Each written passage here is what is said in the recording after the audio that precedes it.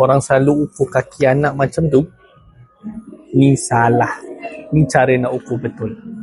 Untuk cek saiz kaki anak, korang perlukan kertas A4, pembaris dan pen. Okay. Step 1, kertas, jatah kertas. Okay.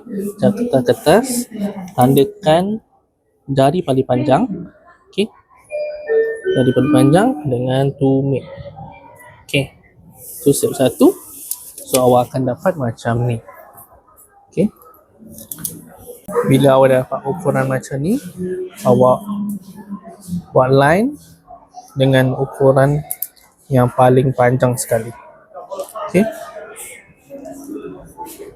Ukuran paling panjang tak semestinya ibu jari, kadang-kadang jari tengah.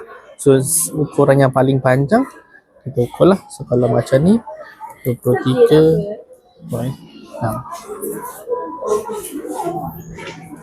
23.4.